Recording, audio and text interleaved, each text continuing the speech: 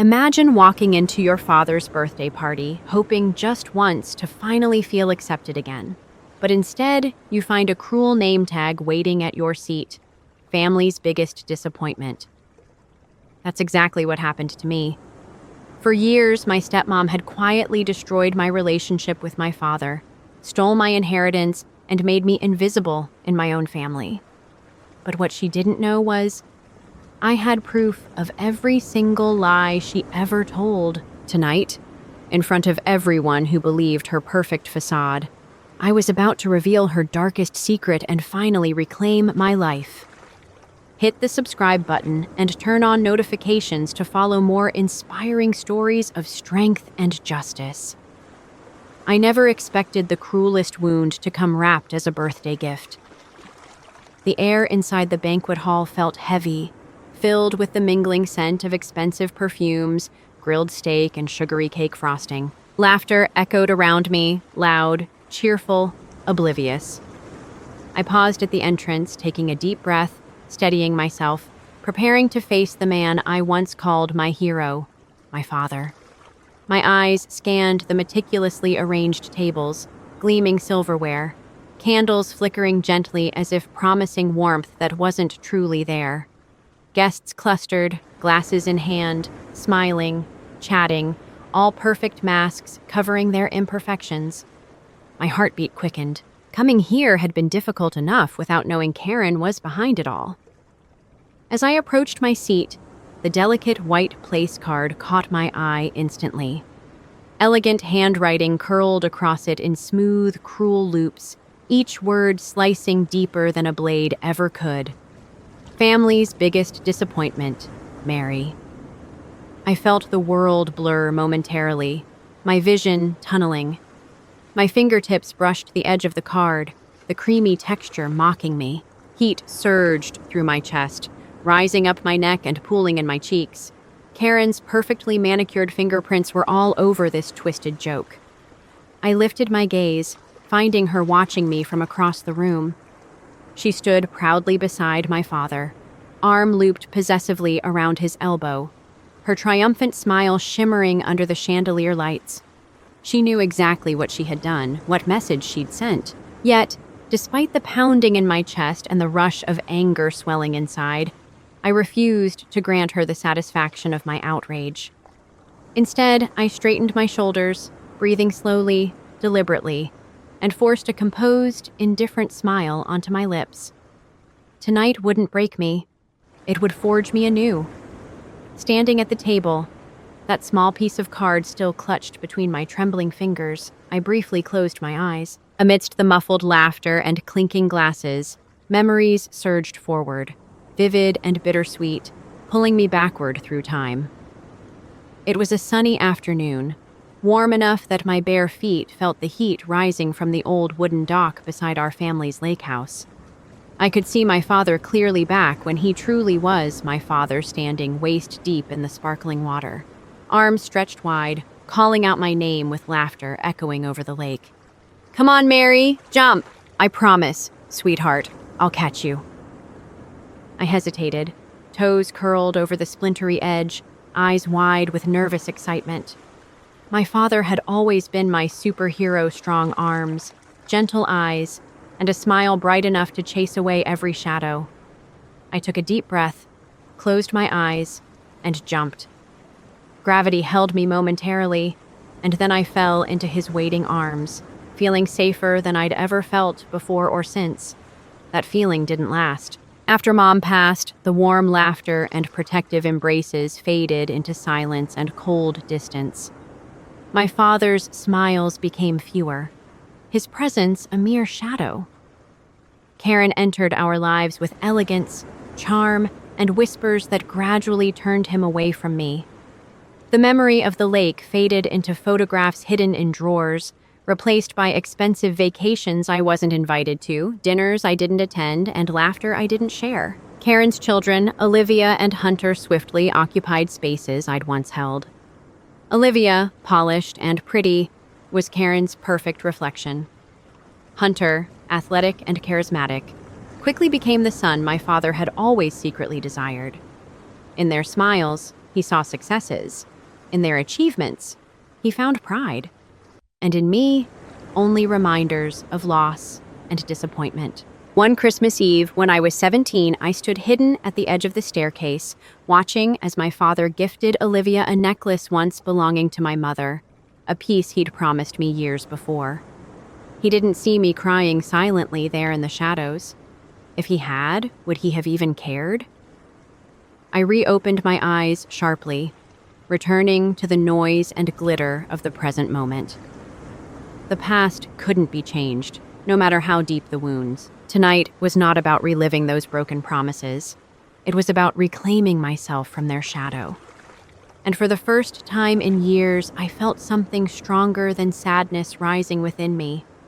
It felt dangerously close to hope. Opening my eyes again, I forced myself back into the crowded banquet hall, the sounds of idle chatter returning sharply. My father was smiling broadly now, proudly introducing Olivia and Hunter to his closest friends. The bitterness in my throat deepened. They had effortlessly claimed the roles I'd once believed were forever mine. Across the hall, Olivia stood elegantly poised, laughing gently at something someone whispered to her. She had Karen's grace, the same confident tilt of her head, the subtle, practiced gestures that charmed everyone she encountered. Beside her, Hunter, tall and magnetic, held a captive audience, recounting a humorous anecdote with the natural charisma that my father admired deeply. I quietly sank into my seat, the cold sting of invisibility wrapping around me like a familiar cloak. Years of watching from the sidelines had trained me well. I'd mastered the art of silent observation, of retreating into shadows when light no longer welcomed me. There was a moment, sharp and painful, when my eyes met my father's across the room. A flicker of recognition briefly crossed his face, almost as if he'd forgotten I was there at all. He hesitated for a split second, lips parting slightly as if he might say something. But then Karen leaned in smoothly, placing a gentle hand on his shoulder, pulling his attention effortlessly back to their carefully curated reality, one that no longer included me. My fingers tightened around the edge of the linen tablecloth, knuckles turning white. How easily Karen had reshaped the family, replacing me with her perfect children. I recalled nights spent alone in the house, listening as their laughter echoed through the halls below, painfully aware that I had become nothing more than a ghost haunting my own childhood home. For years, I'd hoped my father would realize the slow erasure Karen orchestrated, see through the carefully maintained illusion she built around him. But each glance away, each forgotten birthday, each ignored accomplishment was another confirmation of the painful truth. I no longer belonged. Yet, hidden beneath this heartache was something stronger. Anger. Not the loud, impulsive rage I'd felt when younger, but a quiet, smoldering flame, refined by years of invisibility and neglect. Anger that told me tonight wasn't just another painful reminder, it was the breaking point. Tonight, something would finally change. I stood up abruptly, desperate to breathe air untainted by their carefully crafted illusion. Heading toward the balcony, I slipped through heavy glass doors into the crisp evening air. The hum of voices behind faded gently into silence, replaced by the distant murmur of city traffic. Pulling my coat tighter around me, I leaned against the cold railing, staring blindly into the darkness. My fingers trembled slightly as memories surged once again. Memories I'd tried hard to bury beneath layers of forced indifference. It was a rainy afternoon nearly 3 years earlier, and I'd unexpectedly returned home from college. Hearing voices coming from my father's study, I paused outside the slightly ajar door. "Charles, you need to face it." Karen's voice had drifted softly through the gap, velvet-covered steel. "Mary's never going to change. She's too much like her mother, impulsive, emotional, unstable. We need to think of Olivia and Hunter's future, darling. You deserve children who truly reflect who you are now, not who you used to be." I stood frozen, feeling each of her words puncture deeply, embedding themselves permanently beneath my skin. My breath had caught painfully in my chest, waiting for my father's protest. I needed him to speak, to defend me, to reassure me that Karen's twisted version of reality wasn't his own. But instead, a long silence stretched cruelly between them, broken only by my father's resigned sigh. Maybe you're right, Karen. Mary was always difficult. Maybe it's time I accept that. Every remaining ounce of childhood innocence shattered instantly in that hallway. Karen hadn't merely displaced me. She'd methodically dismantled every bond I once shared with my father. Her subtle whispers, precise words, and calculated moves had quietly eroded his love, replacing it with suspicion, disappointment, and finally indifference. I pulled myself back from the memory, chest tight with renewed pain. Karen's cruelty hadn't ended with emotional sabotage. It had extended far deeper. The money my mother had left, specifically for my future, my last connection to her, had quietly vanished, funneled directly into a luxury apartment for Olivia. An apartment that stood not just as a sign of favoritism, but as tangible proof of Karen's contempt. That betrayal had ignited something inside me, turning pain into determination. Karen had carefully constructed this division, patiently building walls brick by brick between me and my father. Now I'd tear them down one careful brick at a time. That night, after the guests had finally dispersed and the laughter had faded into the shadows of the mansion, I lay awake staring at the ceiling. The gentle hum of silence pressed heavily around me. Sleep was impossible. My thoughts relentlessly circling around Karen, my father, and the stolen remnants of my mother's legacy. I rose quietly, padding barefoot across the soft carpet to my desk. The polished wood felt cool beneath my fingertips as I carefully opened a hidden drawer, retrieving a notebook I'd filled over countless sleepless nights. Its worn edges and neatly penned pages were evidence of my determination. A carefully mapped strategy I'd slowly built, refining it with each fresh humiliation Karen had dealt me. Settling into my chair, I flipped through pages dense with dates, details, and whispered secrets I'd gathered every unfair transaction, every hidden truth. My eyes lingered on the apartment deed, copies of bank statements and screenshots of Olivia's boastful social media posts featuring her lavish new home, each piece carefully cataloged and meticulously organized. But to confront Karen directly, I needed indisputable proof, something she couldn't dismiss or twist with charm. Something that would publicly shatter her carefully curated image. It wasn't enough to merely expose her. I needed to strip away the facade completely, leaving nothing but the raw truth for everyone to see. I picked up my pen, carefully outlining my next steps. I'd spent years quietly enduring, carefully observing, and learning the hard truth that patience was more powerful than anger. Timing was crucial. Karen had taught me that lesson indirectly. Her manipulations always thrived in quiet shadows, concealed from scrutiny. My revenge would happen in the spotlight, impossible to ignore. First, I would discreetly speak to Clara, our trusted housekeeper and my mother's loyal confidant. If anyone had access to conversations Karen assumed remained hidden, it was Clara. Second, I'd need to subtly gather more undeniable evidence, documenting every slip, every whispered conversation, until Karen's web unraveled completely. Finally, when the moment was undeniably right, at a gathering too significant to ignore, too public to escape, I would calmly, decisively reveal everything. Not with anger or violence, but with precise, undeniable truth. Karen had built her empire carefully, brick by calculated brick. I would dismantle it the same way, carefully, precisely, and utterly without mercy. Early the next morning, as dawn broke softly over the city skyline, I quietly descended the staircase. The mansion was eerily silent, only the distant sound of Clara softly humming an old melody breaking through the emptiness. She stood alone in the expansive kitchen, her weathered hands gently wiping down the marble countertop. "Good morning, Clara," I said softly, startling her slightly. "Oh, Mary," she turned, her eyes warm and concerned. "You startled me. You're up early. Couldn't sleep?" I managed a small smile, sitting at the countertop and watching as she prepared tea, her movements familiar, comforting, a gentle echo of my mother's once warm presence. Clara had been part of our family since before I was born, quietly witnessing every joy, every heartbreak, every whispered secret hidden within these walls. "Not really," I admitted softly. "It was difficult seeing them all together last night." Clara hesitated, her shoulders stiffening momentarily.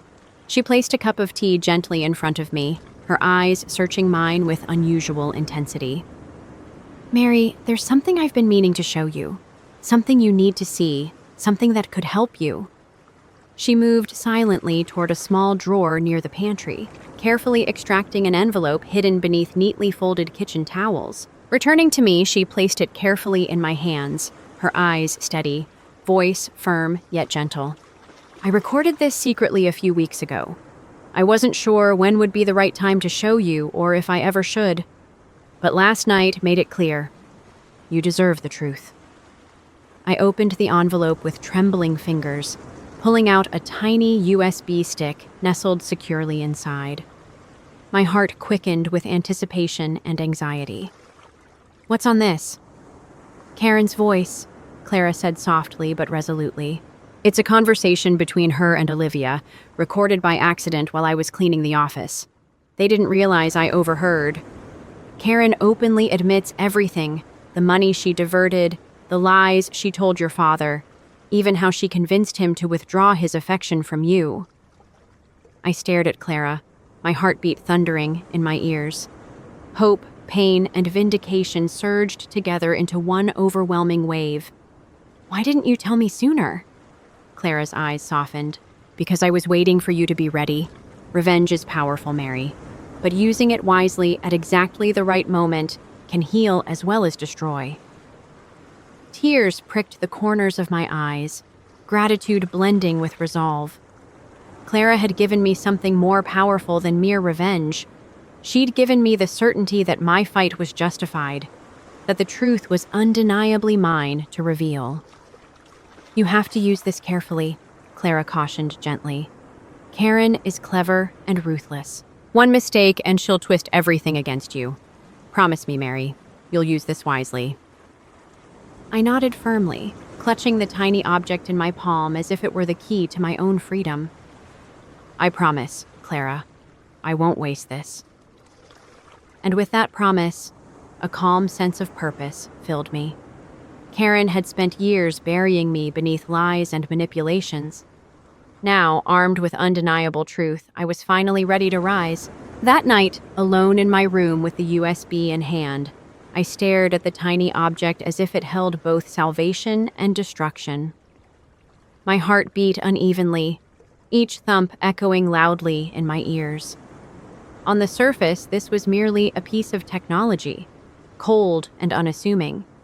But inside, it contained the power to unravel years of lies, manipulation, and betrayal. I inserted it carefully into my laptop, hesitating briefly before pressing play. Karen's voice emerged immediately, smooth, confident, unmistakably hers, filling the silence of my bedroom. Each word felt like sharp glass scraping against my skin, revealing truths I'd suspected but never confirmed. "Olivia, your father never intended that money for Mary." Karen's voice echoed cruelly, tinged with quiet triumph. "I made sure he believed it was rightfully ours. She doesn't deserve anything from him. She's nothing but a burden, a shadow of her mother. You're his true daughter, the one who deserves everything." I stopped the playback abruptly, my breathing ragged, my chest aching. Tears burned in my eyes, not from sadness, but from an anger so intense it frightened me. This anger wasn't new. It had simmered quietly beneath the surface for years, contained by forced composure, by the desperate hope that one day my father would see through Karen's lies. Yet now that I held the truth firmly in my grasp, I hesitated. What would confronting Karen really accomplish? Would humiliating her publicly heal the scars she'd left behind? The ones invisible yet far deeper than any visible wound? Would it bring my father back to me, mend our fractured relationship? Or would it merely deepen the already irreparable divides between us, leaving me truly alone? I paced restlessly, torn between a primal instinct to strike back and a deeper, quieter voice urging restraint. I'd spent my life witnessing firsthand how revenge consumed people, twisting hearts and poisoning minds. Was that truly who I wanted to become, another casualty in Karen's endless cycle of manipulation? But the thought of Karen continuing her cruel deception, untouched and victorious, gnawed at me relentlessly. My mother's legacy, the last genuine bond connecting me to a past filled with warmth and authenticity, deserved better. I deserved better. My gaze drifted to a photograph on my bedside table, my mother, smiling gently, eyes bright with warmth and kindness. Memories surged gently, her voice whispering stories at bedtime, her laughter filling our home, the soft reassurance of her embrace. I remembered clearly her final words whispered weakly to me in the sterile silence of a hospital room. "Mary, promise me you'll always be strong and truthful, no matter how hard life becomes." In that moment, clarity struck sharply. This wasn't merely revenge, it was justice. Justice for my mother, whose memory had been twisted and exploited. Justice for my stolen inheritance, which represented far more than money. It represented love, trust, and hope. Justice for myself, to reclaim dignity long stripped away. I understood now that revenge, if wielded recklessly, could consume me. But justice, carefully pursued, could set me free. I slowly sat down again, breathing calmer now. My decision wasn't about destroying Karen, it was about revealing truth. It wasn't about breaking my father, it was about giving him the chance, perhaps his last chance, to finally see clearly. Whether he chose to open his eyes or keep them closed would no longer be my burden. Clara was right. Revenge was powerful. But used wisely, at the right moment, it could heal as effectively as it could harm. This confrontation would redefine not just Karen and my father, but more importantly, it would redefine me. I reached for my notebook once again, carefully outlining each step ahead. My words at the upcoming family gathering wouldn't merely expose Karen, they'd illuminate every shadow she'd cast over our lives. Calmly, deliberately, I rehearsed what I'd say, aware of the emotional storm awaiting me, yet feeling steadier than ever before. Tomorrow, I'd reclaim my voice, my truth, and my future, not through anger, but through courage and clarity. I wasn't the disappointment Karen labeled me as. I was the daughter my mother raised, worthy of love and dignity. This wasn't merely revenge, it was redemption. The evening before my father's annual gala and event, Karen meticulously planned every year to cement her social standing. I stood quietly in front of the mirror, carefully smoothing out the deep blue fabric of my dress. My reflection stared back, calm yet unfamiliar, eyes carrying the heavy weight of anticipation and determination. Every detail mattered tonight. My appearance had to be impeccable, controlled, devoid of weakness Karen might exploit. My voice needed to remain steady, my posture firm, my presence unshakable. I'd rehearsed every word, every pause, every breath. This wasn't a spontaneous act of anger.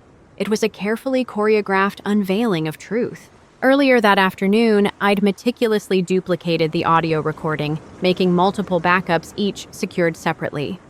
One remained safely hidden in my bedroom, another placed in Clara's reliable care, and the final version stored carefully on my phone, ready to play at the perfect moment. Clara entered quietly, eyes warm yet vigilant, carefully placing a gentle hand on my shoulder. "Are you ready, Mary?" I exhaled slowly, allowing her presence to steady me. "As ready as I'll ever be." She nodded silently, a quiet strength radiating from her touch. "Remember, you're not doing this out of anger or revenge. You're doing this for truth and for yourself. Hold on to that." "I know," I whispered, feeling the reassuring weight of her words. After Clara left, I stood silently for a moment longer, gripping the edge of the dressing table. Fear tugged gently at the edges of my resolve, whispering warnings of backlash, pain, and potential rejection from my father at consequences I'd replayed in my mind countless times. Yet beneath the fear burned something fiercer, an unyielding desire for justice, clarity, and closure. I couldn't keep living under shadows cast by Karen's lies, nor pretend my father's neglect didn't still cut deeply. This confrontation was inevitable, necessary even. It would either sever our strained bonds completely or finally mend them on terms built on honesty rather than illusion. I lifted my chin, gathering my courage like precious threads woven through years of silence. Tonight would not only expose Karen, it would reclaim everything she'd stolen: my dignity, my voice, my identity. Turning away from the mirror, I took a slow, steady breath. Tomorrow's gala would mark the beginning of a new life, no matter how the night unfolded. Truth, after years of suppression, would be my liberation. I was no longer Karen's victim. Tonight, I would be her reckoning. The grand ballroom sparkled beneath crystal chandeliers, filled with elegantly dressed guests sipping champagne and exchanging polished smiles. Soft orchestral music floated gently through the air, masking the underlying tension only I could feel. My heartbeat thumped erratically as I scanned the crowd, my father, Karen, Olivia, Hunter, all blissfully unaware of what was about to unfold. Karen stood near the grand piano, wearing a glittering black gown, effortlessly charming everyone around her. My father stood by her side, smiling warmly but distantly, like a man who'd long forgotten his true self. Olivia laughed easily, her gaze lingering proudly on Hunter, who was commanding attention as always. Taking one final, steadying breath, I stepped forward to the podium near the center of the room. Voices slowly fell silent, dozens of eyes turning toward me, curiosity mixing with mild surprise. Karen's smile faltered, eyes narrowing slightly in suspicion. "Mary?" she asked softly, a veiled threat in her calm tone. "What are you doing?" I ignored her, gripping the podium gently to steady my trembling hands. "Good evening, everyone. I'm sorry to interrupt, but there's something I must share." My father stared, confused but silent, his eyes cautious, wary of disruption. Karen stiffened visibly, her mask of calm confidence slipping slightly. For many years, I've remained quiet, convinced my silence was necessary to preserve the peace of this family. I began, my voice clear but carrying an edge I'd never openly shown before. But peace built on lies is no peace at all. Whispers began rippling softly through the guests, uneasy glances exchanged. Karen took a step toward me, her voice firm but edged with panic. "Mary, perhaps we should discuss this privately." I looked directly into her eyes, holding her gaze unflinchingly. "No, Karen, you've spoken privately for long enough." Hunter and Olivia shifted uncomfortably, sensing the impending storm. My father's brow furrowed, visibly torn between confusion and apprehension. Clara, standing discreetly in the back, nodded slightly, a silent reassurance. I pressed play on my phone, holding it close to the microphone. Instantly, Karen's voice filled the ballroom, louder and more cutting than I'd remembered. "Olivia, your father never intended that money for Mary. I made sure he believed it was rightfully ours. She doesn't deserve anything from him. She's nothing but a burden, a shadow of her mother. You're his true daughter, the one who deserves everything." Gasps and shocked murmurs spread rapidly. Karen's face paled, her carefully constructed facade crumbling in real time. My father staggered slightly, gripping a nearby chair as though suddenly dizzy, staring blankly at his wife as though seeing her clearly for the first time. "Mary," Karen's voice broke, her calm control replaced by desperate panic, eyes wild and pleading. This can't be true?" I finished calmly, my voice stronger now. It's your voice, Karen. Your words. The truth you thought would remain hidden. Olivia turned sharply, embarrassment flooding her features as whispers and judgmental stares surrounded her. Hunter stood motionless, fists clenched, expression hardening in anger, not toward me, but toward the sudden clarity of his mother's betrayal. Charles, Karen pleaded desperately, gripping my father's arm tightly. Please, you must know I did it for us, for our family.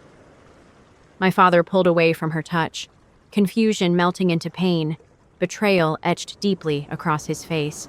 You lied to me, Karen. All these years you manipulated me against my own daughter. I protected you! Karen's voice rose hysterically, unable to contain her desperation. Mary would have destroyed everything we've built. No, my father said softly, gaze finally meeting mine, regret painfully clear in his eyes. We did that ourselves. Silence fell across the ballroom, heavy and oppressive. Guests stood frozen, expressions shocked, uncertain of how to respond. I felt no joy, no triumph. Only profound sadness mixed with an undeniable sense of relief. The truth was finally free. I stepped away from the podium, calmly, quietly, feeling the weight of hundreds of stares upon me. As I moved through the silent crowd, Clara gave me a small, proud nod. Hunter watched me silently, conflicted yet acknowledging the strength it took to confront the reality he'd always feared. Behind me, Karen's desperate pleas continued, unheard by my father, whose world had finally cracked open, shattered by undeniable truth. Tonight, Karen's carefully orchestrated reign had ended, not in violence or fury, but quietly, decisively, in the unforgiving spotlight of honesty. I walked slowly toward the exit, knowing nothing would ever be the same again. And for the first time, that felt absolutely right. I stood quietly outside the mansion, cool night air washing over my heated face, trying desperately to steady the whirlwind of emotions within me. My heart still raced, adrenaline slowly fading into exhaustion. The silence of the night was sharply punctuated by the muffled chaos now erupting inside, voices raised, arguments spilling through the walls I'd left behind. Footsteps approached quietly.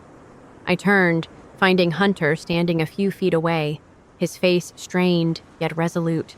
For a long moment, neither of us spoke. His eyes, usually so guarded, revealed genuine anguish, confusion, and a quiet acceptance. You knew, he finally spoke, voice hoarse with restrained emotion. All this time, you knew. I nodded slowly. I didn't want to hurt you or Olivia. This wasn't about revenge against either of you. He sighed deeply, running a hand through his hair. I always suspected something wasn't right. Mom, Karen, he corrected bitterly, always managed to convince us otherwise. I trusted her blindly, but deep down I knew. I ignored it because it was easier. You're not responsible for her choices, I said softly. Neither of us is. He stepped closer, gaze unwavering. You were brave tonight, Mary. I know it must have been hard. I'm sorry, truly sorry for my part in this mess. Before I could respond, Olivia emerged from the house, her makeup smudged, eyes red and swollen. Her usual elegance had dissolved, replaced by raw vulnerability. She paused, looking at both of us with a mix of shame and defensiveness. I didn't know, she whispered, shaking her head slightly. I swear, Mary, I had no idea she did that to you, to Dad. I believe you, I replied gently, genuinely meaning it. Olivia had always benefited unknowingly from Karen's manipulations, never truly complicit, merely convenient. Her shoulders sagged, relief mixing with lingering shame. I don't know how to face him now, she admitted, glancing helplessly toward Hunter. Everything feels broken. Maybe it is, Hunter responded, voice firm but compassionate. But sometimes things have to break before they can heal properly. Olivia nodded quietly, eyes shifting toward me. Mary, I'm so sorry. You deserved better from all of us." I felt the sincerity in her words and nodded slowly, forgiveness easing the tension that had long strained our fragile relationship. "Thank you, Olivia. That means more than you know." From inside the mansion, we heard Karen's voice still pleading desperately, her carefully constructed world irreparably shattered. My father remained silent, the quiet between them louder than any argument. I glanced back at the house one final time, knowing there was no turning back. Hunter stepped forward again, placing a comforting hand gently on my shoulder. "You did the right thing. You freed us all." And in that moment, I felt an unfamiliar yet comforting sensation. Peace. The truth was harsh and painful, but undeniably necessary. Tonight, my carefully planned confrontation hadn't merely exposed Karen's deception, it had also illuminated paths toward healing I never imagined possible. Now, finally, we all had the chance to rebuild this time, founded not on lies or manipulation, but honesty, courage, and authenticity. In the weeks following that tumultuous night, life felt different, lighter somehow, as though I'd finally shed the invisible chains I'd worn for too many years. I deliberately distanced myself from the echoes of drama that lingered within my father's household. My phone vibrated frequently with messages from him, apologies, tentative invitations, but I chose silence, recognizing clearly that the wounds between us required time, space, and true understanding to heal. Instead, I poured my energy into something entirely my own.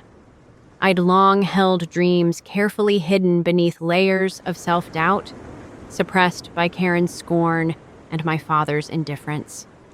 Now, free of those suffocating shadows, I revisited those ambitions this time with unwavering confidence. With Clara's support and my mother's spirit guiding me, I started my own business, turning my love for design and storytelling into a creative agency. Each late-night brainstorming session, every successful pitch, each new client felt like quiet victories, not merely professionally, but personally. They reaffirmed my identity, my worth, long denied by others, but finally embraced fully by myself. Hunter reached out occasionally, checking in warmly, cautiously rebuilding bridges we'd never fully constructed before. Olivia remained distant yet supportive from afar, both of us carefully redefining boundaries built on respect rather than rivalry. One quiet afternoon, months after everything had settled, Clara visited my modest yet vibrant new office downtown. Sunlight streamed gently through large windows, illuminating colorful sketches, storyboards, and half-finished projects scattered across my desk. "You look different, Mary," Clara observed softly, her eyes shining with quiet pride. "Happier." "I am," I replied simply, smiling genuinely. "For the first time, I'm building something entirely my own, free from anyone else's shadow." She nodded gently, her smile warm, knowing, "Your mother would be incredibly proud." A gentle pang touched my chest, bittersweet yet comforting. I hope so. Every day, I remember what she told me, that strength isn't about pretending pain doesn't exist, but choosing how you respond to it. Clara squeezed my hand gently, understanding deeply. "You've chosen beautifully, Mary." After Clara left, I stood by the window, looking out over the bustling city below. People hurried along sidewalks, their lives intricate webs of hidden joys and pains. Once, I'd walked among them feeling invisible, defined solely by others' perceptions. Now, I stood clearly in my own light, fully seen by myself, empowered by truth and authenticity. My father's number flashed again on my phone screen, silent and insistent. I paused, finally deciding to send a simple, honest reply. "When you're ready to truly listen, I'll be here." Setting the phone down gently, I turned my attention back to my work. Life ahead felt full of possibilities, no longer limited by old narratives or suppressed by shadows of betrayal. I had reclaimed my story, not through anger or vengeance, but through courage, clarity and unwavering belief in myself. I knew challenges would always exist. Shadows might linger, but I was no longer afraid. I'd faced the darkest truths of my past, confronted them head-on, and emerged stronger than I ever believed possible. This was my rebirth, my own hard-earned freedom, and I intended to cherish every moment of it.